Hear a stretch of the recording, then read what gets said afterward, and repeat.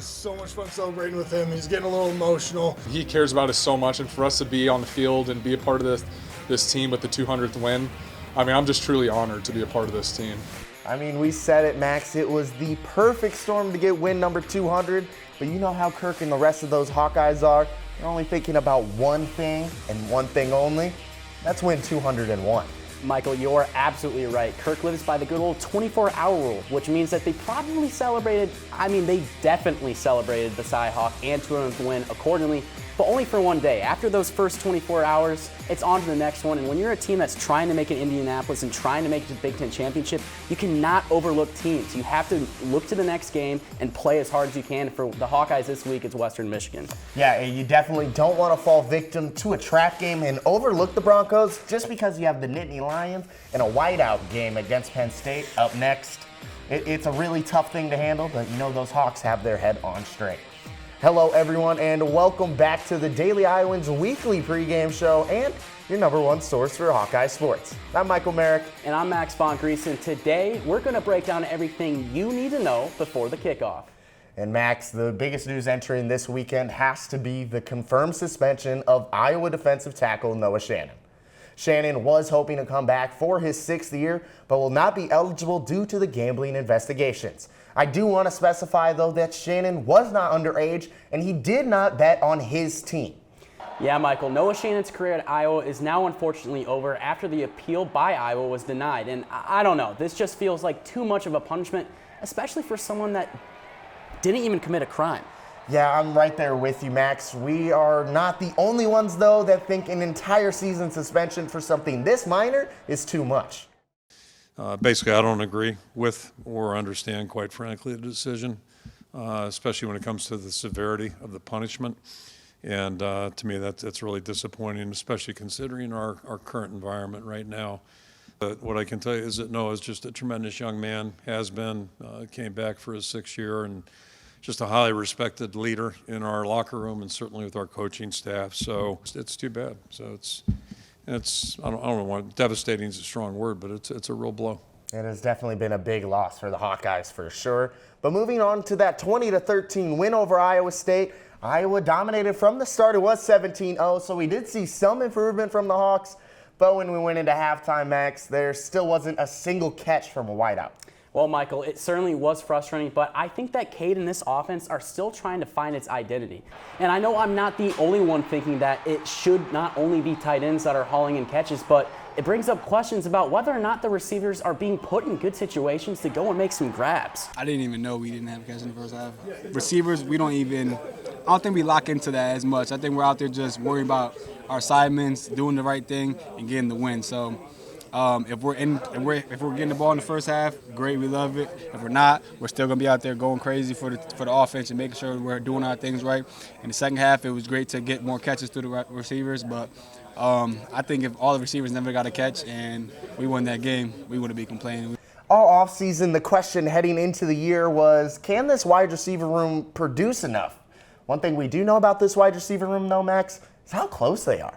Michael, the best thing that a team can have is good chemistry. Just like me and you. It's all about the chemistry, and you're exactly right. Going into this season, it was a question of which receiver is going to step up, and from the looks of it, we have 2 Hawks that are veterans in that wide receiver room and love to be around each other. And I know that DITV sports reporter Aiden Wirtz has more for us about these 2 Hawkeyes from Connecticut. Nico Regaini and Deontay Vines aren't just teammates. They are from the same state of Connecticut, where playing ball in the Big Ten is a dream come true.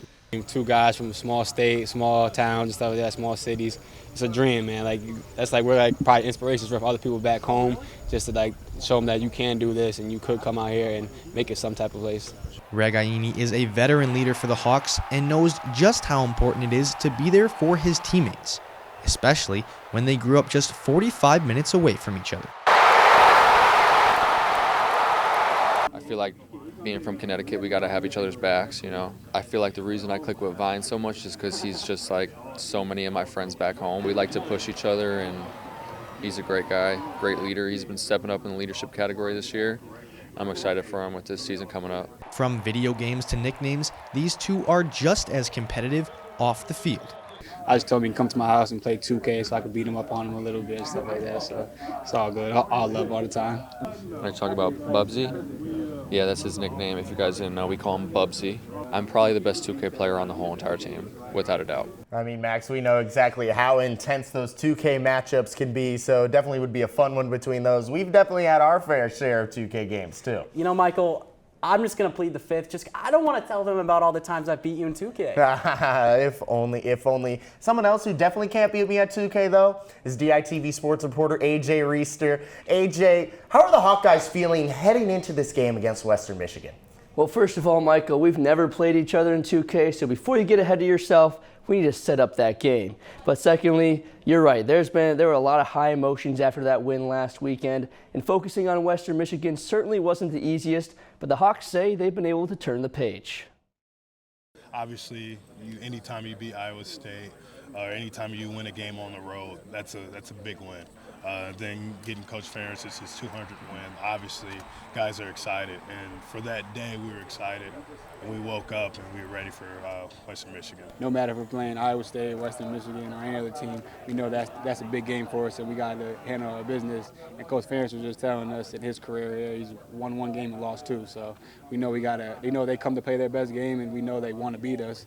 MAC playing the Big Ten, they want to come here and going to give us our best fight. So we got to be out there knowing we got to handle business. And handling business is certainly something the Hawks have done up to this point. And Max, your player to watch this season was Sebastian Castro, who took care of business last weekend. Who else has impressed you guys up to this point? Well, first, AJ, I'm going to highlight my guy, Sebastian Castro, as he was named Big Ten Defensive Player of the Week after last week's victory over Iowa State. Castro, of course, had that outstanding pick six where he read Rocco Becht like a book before tucking little Rocco into bed. He also had 4 tackles go along with 1 pass deflection, and I mean, I cannot be the only one that seemed to be impressed by Castro's pick six. He was a missile out there. Like he was, he went hard, fast. Yeah, Sebastian's really gotten it figured out, and I thought he did a really nice job last year for us, and just really excited to watch him play all season long. He's an aggressive guy. He's totally committed and 100% on board, and just boy, he's an aggressive, tough guy. Now I'll flip across the line of scrimmage and wait, hold up. I think I'm hearing some music. Is that rock?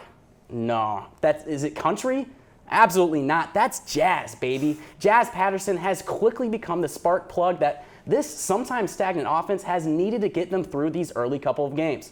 Against Iowa State last week, Jazz shimmied through the line of scrimmage and popped off a 59-yard run that made me think, you like Jazz? Hell yeah, I do. I expect him to carry the ball a lot against the Broncos, and I think he's going to slice and dice them up. You know, Max, Jazz was definitely getting jiggy with it against ISU, but now it's time to move on to some action. Western Michigan is probably the weakest team Iowa's going to play all year long, but there are still some threats to watch out for on this offense, despite the Broncos only scoring 7 in their loss to Syracuse. Let's start with their tight end, Austin Hench. This 6'4" senior went off against the Orange. He went for 8 catches and 59 yards in that 48-7 loss. And this dude is very physical. He's a high point type of receiving tight end. So you got to keep your eye on that linebacker core for Iowa. So they're going to have to limit Hench, especially near that red zone.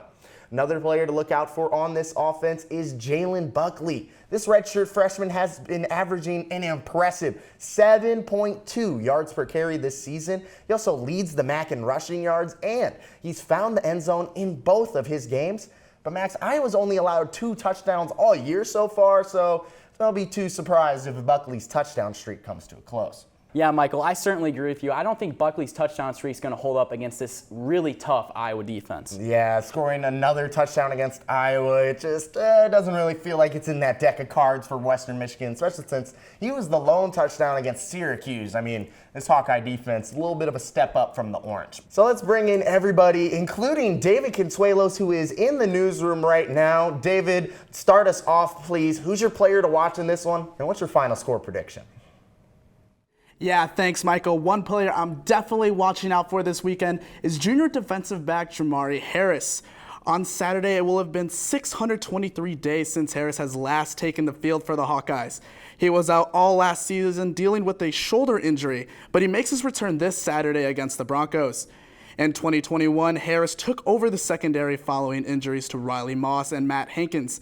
And in those 10 games, he finished with an impressive 34 tackles, 4 pass breakups, and 4 interceptions. His last game was in the 2022 Citrus Bowl against the Kentucky Wildcats, where he racked up 6 tackles, 2 pass deflections, and an interception.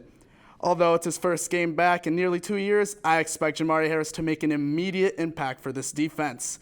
With Iowa getting a key piece back in the secondary, I expect the offense to quickly break through the Bronco defense. I have the Hawkeyes cruising past Western Michigan 31-10 before they head into Happy Valley. David, I certainly like that pick, and you're going to see I have a pretty similar score prediction. But one guy that a lot of fans do know about, and I think will have a pretty good game, is Xavier Nwankpa. He's not an under-the-radar guy. Everyone knows to look out for number 1, but I have a feeling he might get a pick or 2 this weekend against the Broncos. As for the game itself, I've got the Hawks finally getting above that 25-point margin, dropping a 31 bomb on Western Michigan, while the defense holds them to just 10 points. Now, Max, what is your gut telling you this week? Well, guys, I think I'm going to go pretty chalk with my player of the game. Give me super duper Cooper DeJean. I know it's an easy pick, but to be honest, DeJean really hasn't shown everyone why he was a preseason All-American. And it's not his fault either. Teams specifically highlight where he is on the field and throw in the complete opposite direction of him because they're so scared of him. I think Western Michigan might be crazy enough to throw the ball Cooper's way. And when you do that, it's Rack City to the crib, Michael. I think the Hawks roll past the Broncos, winning it 45-7. Michael, let's hear what you got. I feel like you've got something super spicy for us. Well, I hope so, Max, but I don't think my takes are as spicy as the language that my pick Nico Reganey used earlier this week. But I'm going to take that elder wideout to break out in this one. Now, none of these wide receivers have been seeing a ton of targets so far this season, but Nico has done a good job of getting open, especially in the slot. And McNamara's tried to hit him on that go route down the seam a few times already. I think Nico's going to bring in his first touchdown of the season, and Iowa's offense finally starts to click a little bit in this one. I take Iowa 34-3. Yeah, Michael, I couldn't agree more with you. I think that this is the game for the Hawkeyes to really break through. Brian Ferentz, you got to make up a lot of points. I think this is the game to do it against the Western Michigan Broncos. I think this is a great game to get momentum going into Penn State, too. Yeah, definitely. I mean, everyone knows that 25 points per game minimum in Brian Ferentz's contract, that's been looming over the Hawks all year, and it will continue to.